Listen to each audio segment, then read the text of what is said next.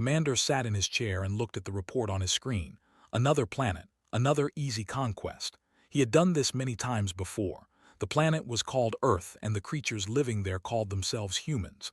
They had only recently learned to travel in space. They were weak.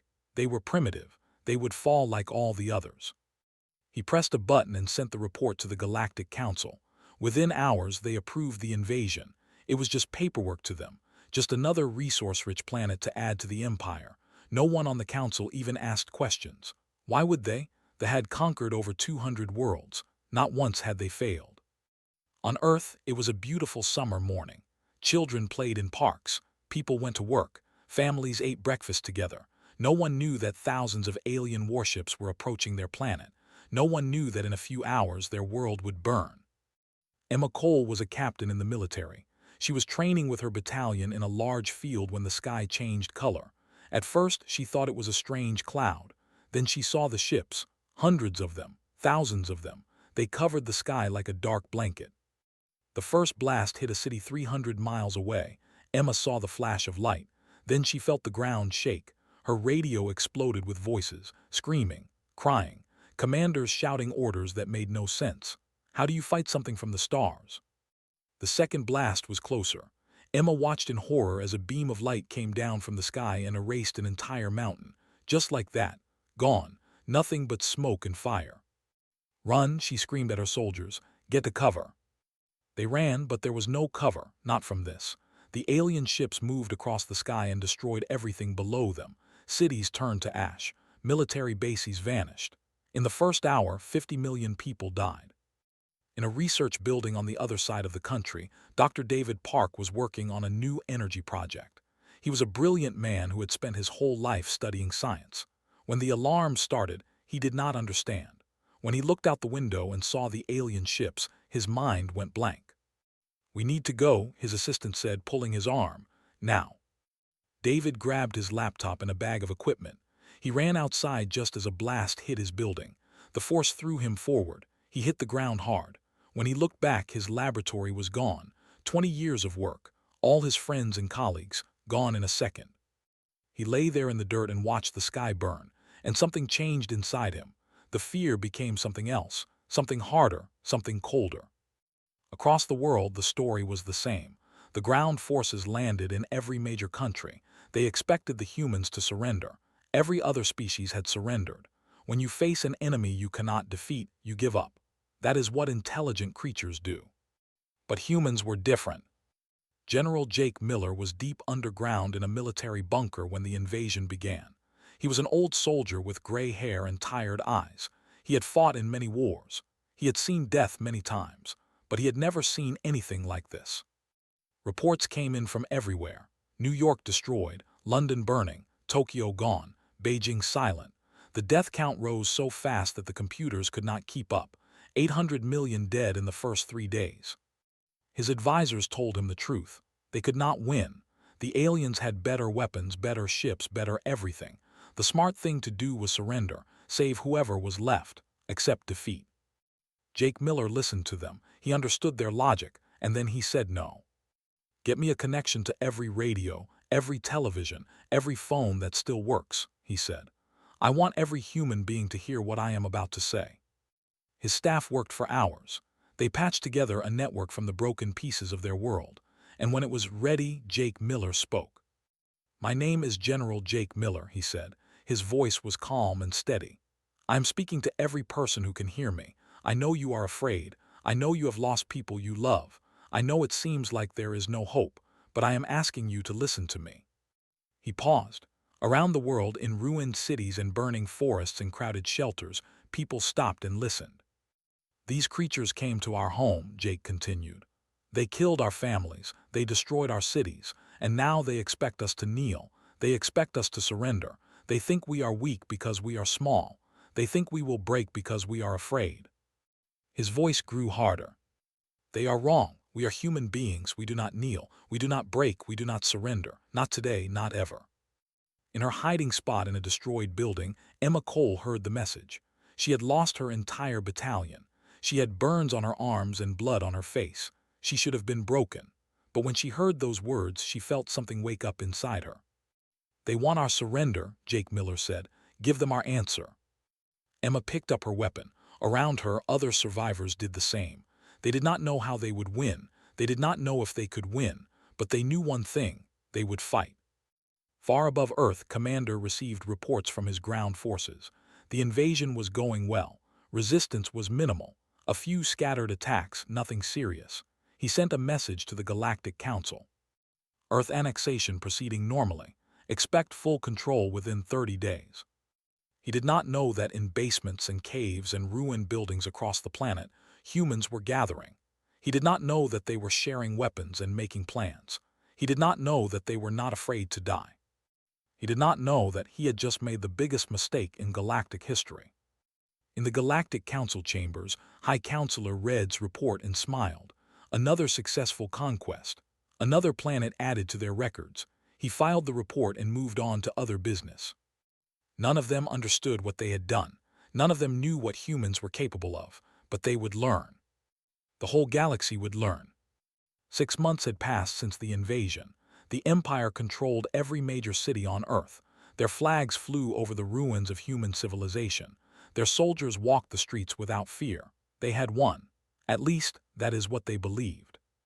Commander sat in his command center and read the latest reports. Something was wrong. His forces should have finished this mission by now. But every day more soldiers died. Every night more bases were attacked. The humans were not surrendering. They were fighting back. And they were fighting in ways they had never seen before.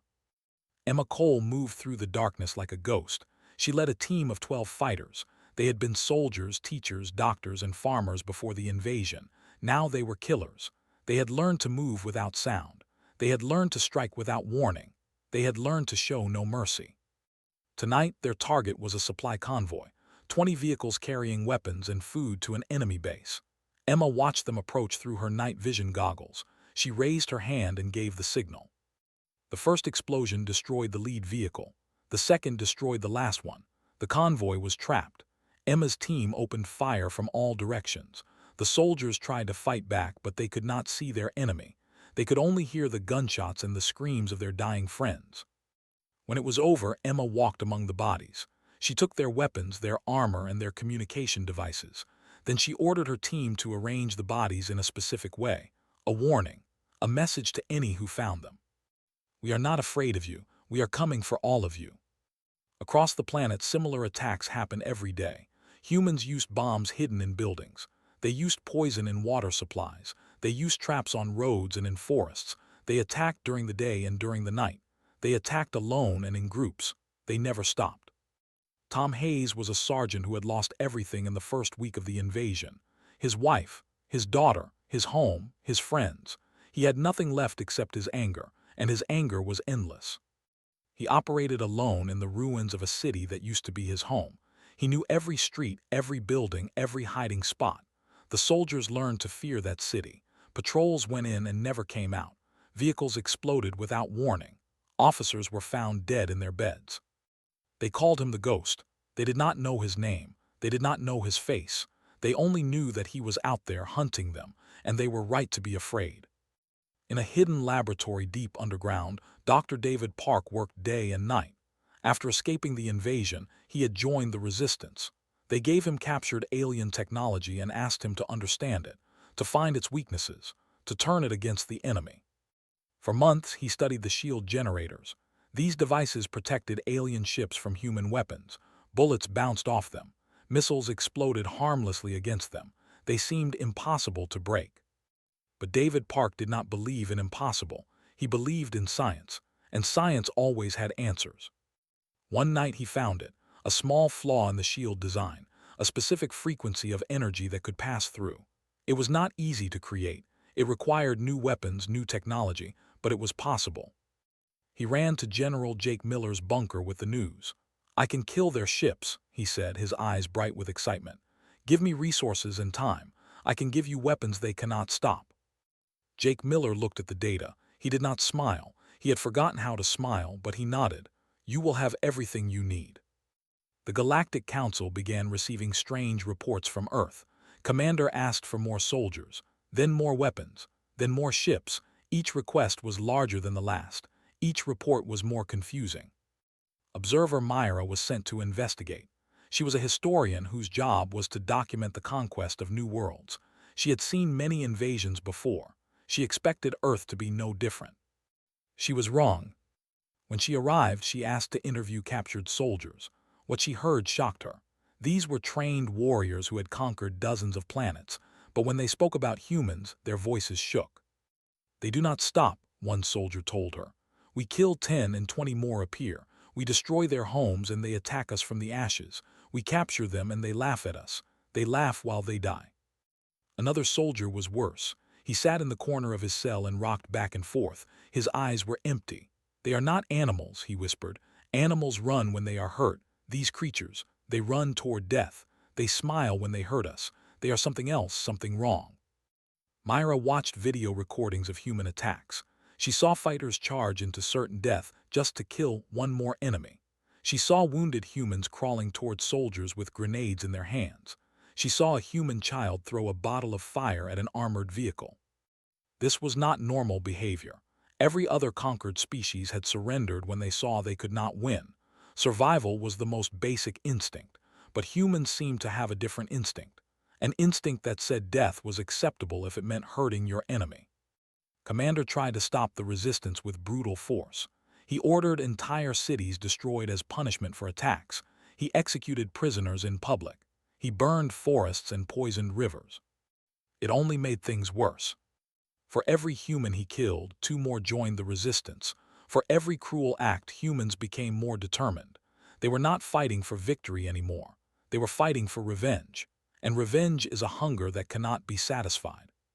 6 months after the invasion, Jake Miller stood before his commanders. On the screen behind him was a map of Earth. Red dots showed resistance cells. There were thousands of them. "We have survived," he said, "but survival is not enough. We are not going to hide in holes forever. We are not going to fight from the shadows until they get bored and leave. We are going to do something that no conquered species has ever done." He pressed a button. The map changed to show the galaxy. "We are going to attack them. We are going to find their home, and we are going to burn it to the ground." The room was silent. Then Emma Cole, who had been invited to the meeting, spoke up. "When do we start?" Jake Miller looked at her. He saw the burns on her face and the hate in her eyes. He saw a human who had become something new, something dangerous. "We already have," he said. "Operation Prometheus is active. The counterattack begins now." Somewhere in the galaxy, High Counselor went about his day without worry. Earth was a minor problem. It would be solved soon. He had more important matters to consider. He did not know that humans were building ships in secret. He did not know that they had learned to use alien technology. He did not know that they were coming for him. But he would learn. Soon, the whole galaxy would learn what happens when you hurt humanity. And the lesson would be written in fire. 1 year after the invasion, something strange was happening in the asteroid belt between Mars and Jupiter. Far from Earth, far from patrols, humans were building their revenge. Admiral Lisa Grant floated through the construction bay of the shipyard. Around her, thousands of workers moved like ants, welding metal and connecting wires. The ships they built were ugly. They were made from pieces of captured alien technology and human engineering.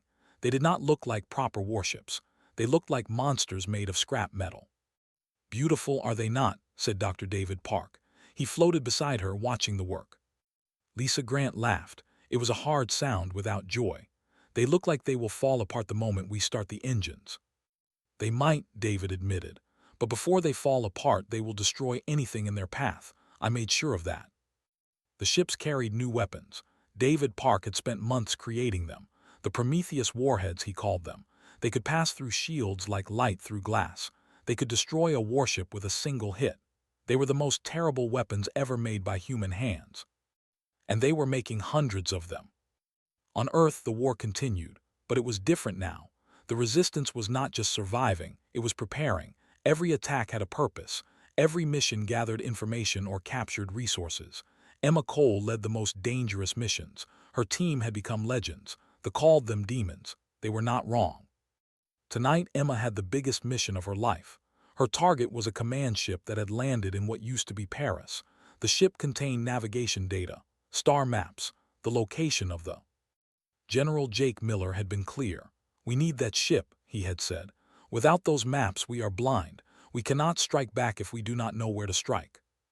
Emma gathered her best fighters, 50 men and women who had nothing left to lose. She looked at their faces and saw her own reflection. Hollow eyes, tight jaws, the look of people who had forgotten how to be afraid. "Most of us will not come back," she told them. "This mission is not about survival, it is about the future. Somewhere out there, other humans are building ships, ships that can hurt the enemy, ships that can take the war to their home, but those ships need direction. They need a target. We are going to give them one." No one complained. No one asked questions. They just checked their weapons and prepared to move. The attack began at midnight. Emma's team approached the ship from underground, using old subway tunnels that they did not know about. They came up inside the security perimeter. The first guards died without making a sound. But there were many, and the ship was large. Alarms soon began screaming. Enemy soldiers poured out of every door. The fighting was close and brutal. Humans and aliens died in narrow corridors and dark rooms. Emma pushed forward. She had lost count of how many enemies she had killed. She had stopped caring. All that mattered was the navigation room. All that mattered was the data. She reached the door with only 5 team members still alive. Behind them, the sounds of fighting continued. The rest of her team was buying time with their lives. "Open it," she ordered. One of her fighters placed explosives on the door. The blast threw them backward. Emma was on her feet before the smoke cleared. She ran inside and found the navigation terminal. Her hands flew across the controls. The alien language was strange, but she had trained for this. She found the files. She downloaded them to a portable device. "I have it," she said. "Move." They ran. The ship was chaos now. Fires burned everywhere. Bodies covered the floors. Emma lost 2 more fighters on the way out, then another at the exit. By the time she reached safety, she was alone. But she had the data. When Jake Miller saw the star maps, his face changed. For the first time in over a year, he looked almost hopeful. "This is it," he said. "Though their colonies, their supply lines, everything." He sent the data to Admiral Lisa Grant. The counterattack finally had a target. Observer Myra continued her investigation on Earth. The more she learned, the more disturbed she became. She had studied hundreds of conquered species. None of them had ever behaved like humans. None of them had ever fought this hard or this long. She found Tom Hayes during a patrol. He was captured, but he did not act like a prisoner. He sat calmly and answered her questions with a small smile. "Why do you keep fighting?" she asked. "You cannot win. Your people die every day. Why not accept peace?" Tom laughed. "Peace? You call this peace? You killed my family. You destroyed my world. There is no peace. There is only revenge. Revenge will not bring them back." "No," Tom agreed, "but it will make sure you remember them. Every time a soldier dies, that is a memory. Every time one of your ships burns, that is a prayer for my daughter. You wanted our planet. You got our hate instead, and our hate will last forever." Myra wrote her report that night. She warned the Galactic Council that humans were different. She warned them that something dangerous was growing on Earth. She warned them to be afraid. No one listened. In the asteroid belt, the fleet was almost ready. 62 ships, not many compared to the Navy, but each one was crewed by humans who had lost everything. Each one carried weapons that could not be stopped. Each one was ready to die for a chance at revenge. Tom Hayes was there. After escaping from captivity, he had volunteered for the invasion force. He wanted to be in the first wave. He wanted to see the burn with his own eyes. "I have nothing left on Earth," he told the recruitment officer. "Let me take something from them." Admiral Lisa Grant addressed the fleet before departure. Her words were carried to every ship through the communication system. "We are about to do something impossible," she said. "We are about to attack an enemy that has never been defeated. We are about to bring war to creatures who thought we were weak. Many of us will die, maybe all of us. But if we win, if we show the galaxy what humans can do, then our children will never be victims again." She paused. The fleet was silent. "Today we stop hiding. Today we stop surviving. Today we become the thing that monsters fear. Today we become the nightmare." The fleet jumped to hyperspace. Earth grew small behind them. Ahead was the unknown. Ahead was war. Ahead was either victory or death. But one thing was certain. The galaxy would never forget what was coming. On the people went about their normal lives. They worked and ate and slept. They raised children and made plans for the future. They had heard about the trouble on Earth, but it seemed far away. It was not their problem. They did not know that 62 ships filled with angry humans were racing toward them through the darkness of space. They did not know that their world was about to change forever. They did not know that humanity was coming for revenge. It was beautiful. Blue oceans covered half its surface. Green forests spread across its continents. Great cities rose toward the sky, filled with millions of people living peaceful lives. They had built an empire that stretched across the stars. They had conquered hundreds of worlds. They thought they were safe. They were wrong. Admiral Lisa Grant watched the planet grow larger through the window of her flagship. Her fleet had traveled for weeks through hostile space. They had avoided patrols and hidden in asteroid fields. Now they were here. Now the killing would begin. "All ships, this is Admiral Grant," she said into her communicator. "Battle stations, weapons hot. Remember what they did to our home. Remember what they took from us. Today we take it back." They detected the human fleet too late. Their sensors showed 62 ships appearing from hyperspace. For a moment the commanders could not believe what they were seeing. This was impossible. Conquered species did not attack. Conquered species did not have warships. This could not be real. But it was real. And by the time they understood, the first Prometheus warheads were already flying. The defense fleet scrambled to respond. Over 200 ships rose from bases around the planet. They were larger than the human vessels, better armed, better armored. They outnumbered the attackers 4-1. It did not matter. The first warhead hit a battleship in the center of its hull. The shield flickered and failed. The explosion tore the ship in half. 200 crew members died in a heartbeat. Before their allies could react, 10 more warheads found their targets. 10 more ships became fire and metal. Lisa Grant's voice was cold and calm. "All ships advance. Do not stop. Do not retreat. Take as many of them as you can." The human fleet charged forward. They were not trying to survive. They were trying to kill. When their missiles ran out, they used their cannons. When their cannons broke, they rammed their ships into enemy vessels. The battle became chaos. Ships twisted and burned and died in the darkness of space. Tom Hayes was on the ground assault ship. He waited with hundreds of other soldiers as their vessel dove toward the planet's surface. Anti-air fire exploded around them. The ship shook and screamed. A hole opened in the side and 3 soldiers were sucked out into the void. Tom did not blink. He had seen worse. He had done worse. The ship crashed into the ground near a major city. Tom was out of the door before the dust settled. His weapon was up and his finger was on the trigger. The first soldier he saw died with a look of confusion on his face. He had never seen a human before. He did not have time to learn. Across the planet, similar scenes played out. Human soldiers poured from their ships like water from a broken dam. They fought without fear and without mercy. They had been soldiers and teachers and farmers once. Now they were something else. Now they were vengeance given form. Emma Cole led the assault on the capital city. Her team moved from street to street, building to building. Civilians ran screaming from their path. Soldiers tried to stop them and failed. Emma had trained for this moment for over a year. She had imagined it during every sleepless night. She had dreamed of it during every painful day. Now it was real, and it was exactly as bloody as she had hoped. Commander was on the planet when the attack began. He tried to organize a defense, but everything was falling apart. His communications were jammed. His soldiers were scattered. Reports came in of human forces attacking everywhere at once. "This is not possible," he said again and again. "They are primitives. They cannot do this." But they were doing it, and there was nothing he could do to stop them. Emma found him in a command bunker beneath the Capitol. He was surrounded by guards, but they did not last long. Her team killed them one by one until only was left. He stood tall even in defeat. "You have won nothing," he said. "Kill me and others will take my place. The Empire will survive. We have conquered hundreds of worlds." Emma stepped closer. Her face was covered in blood and dust.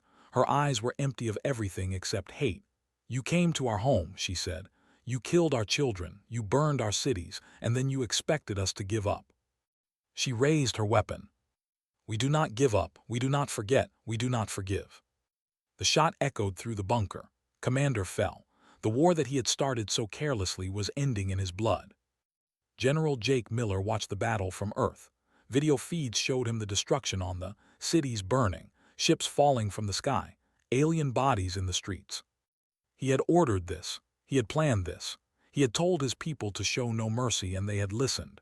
But watching it happen, he felt something he had not expected. Not joy, not satisfaction, just a deep, cold emptiness. He reached for his communicator. "This is General Miller to all forces.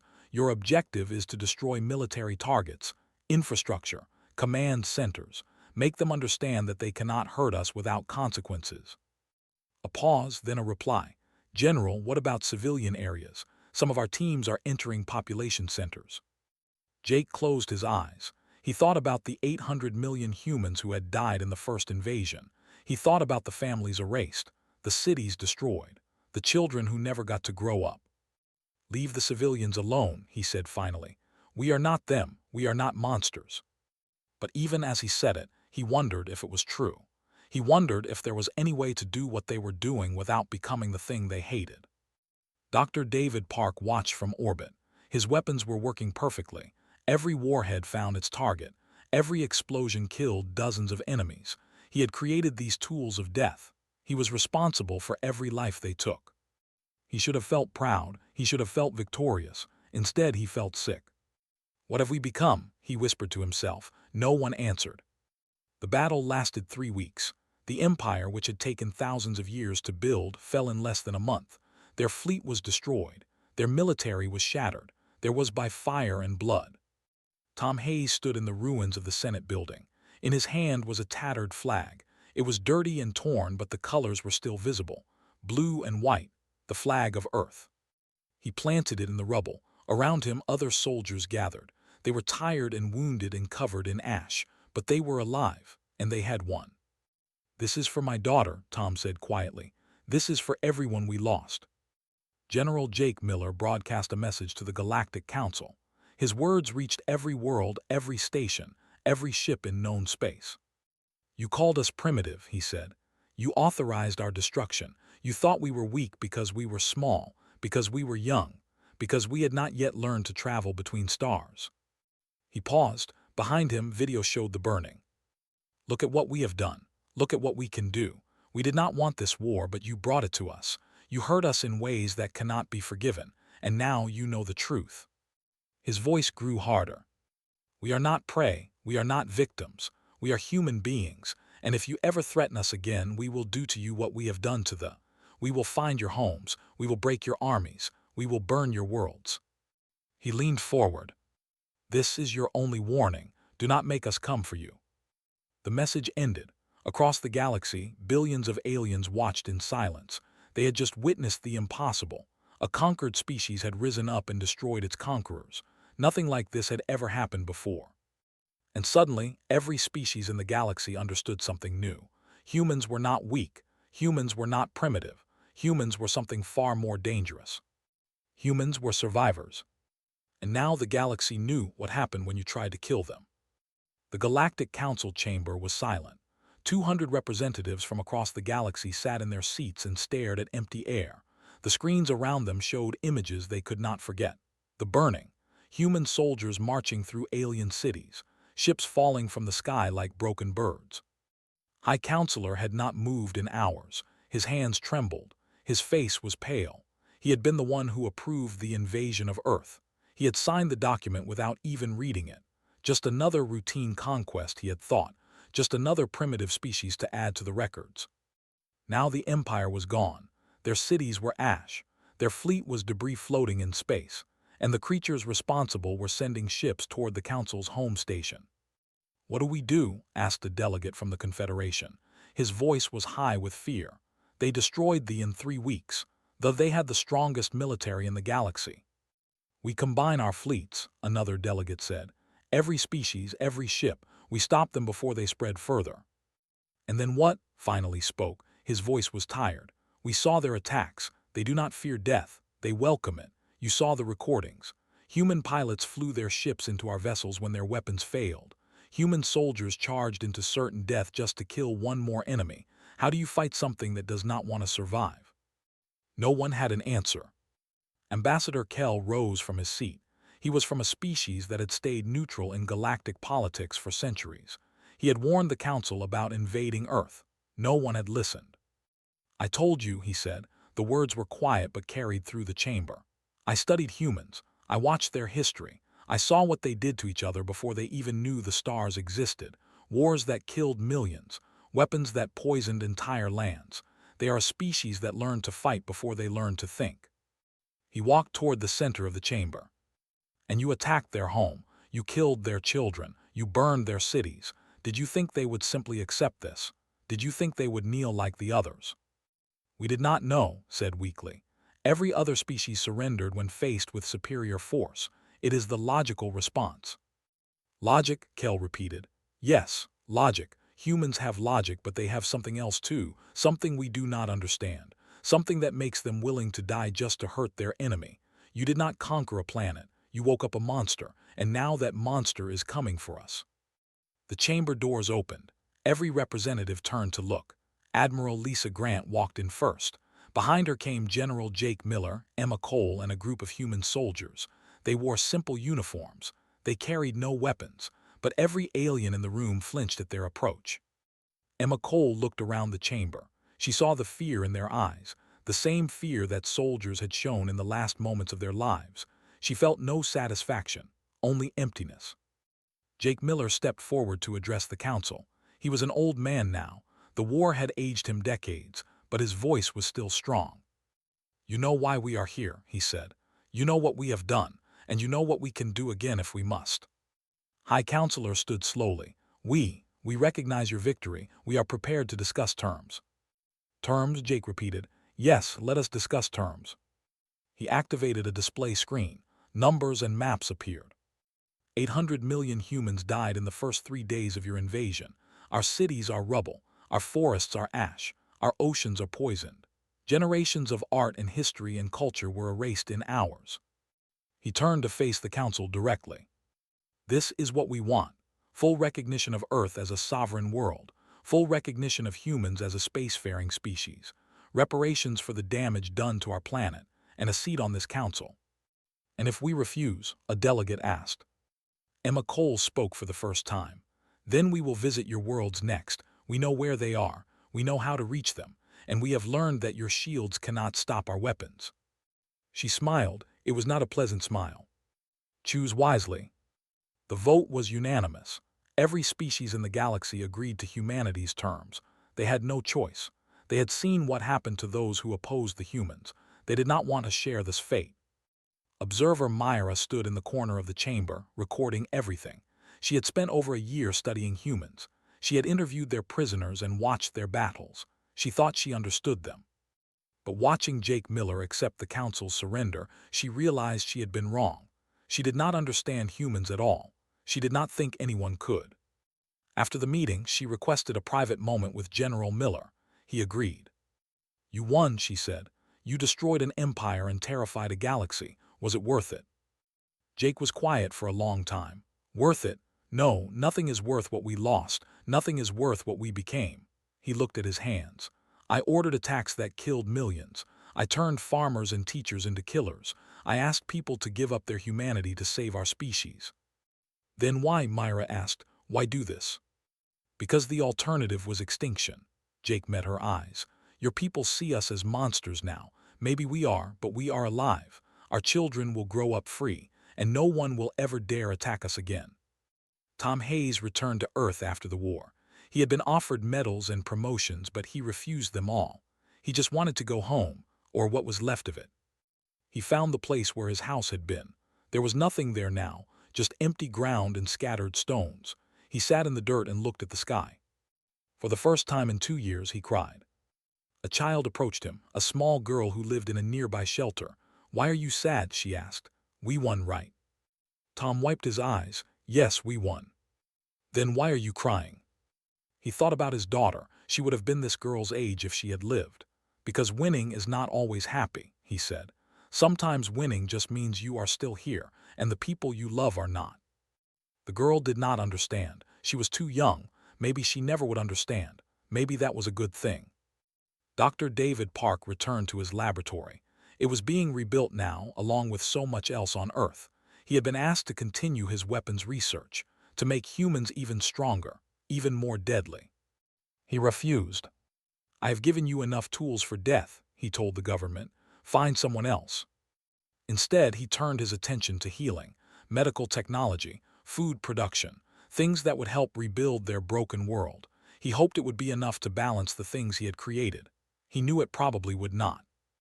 One day, a young student asked him what he did during the war. David looked out the window. The sky was clear now. Ships passed overhead, human ships, carrying supplies and people to new colonies among the stars. The galaxy that had tried to destroy them was now open to them. I made sure no one ever hurts us again, he said. It was true, but it was not the whole truth. The whole truth was something he could not say out loud. The whole truth was that he had helped turn humanity into something new, something harder, something that frightened even themselves. Observer Myra finished her report for the Galactic Archives. It would be read by historians for thousands of years. It would explain how a small, primitive species had risen up and changed the balance of power in the galaxy. Her final words were these: "Let the record show that on this day, the galaxy learned a truth it will never forget. Humanity does not surrender. Humanity does not forget. And when wounded, humanity does not simply survive." She paused, considering how to finish. "They came to take our homes," she wrote, using humanity's own words. "They expected us to kneel. They called us primitive. They called us weak. They were wrong. The Galactic Council did not conquer Earth. They awakened something far more dangerous than they could have imagined. They created the thing they feared most. And now that thing walks among the stars." She saved the document and looked out at the galaxy. Somewhere out there, human ships were moving. Human colonies were growing. Human children were being born who would never know the fear of invasion. The galaxy would never be the same. And perhaps, she thought, that was exactly what it deserved.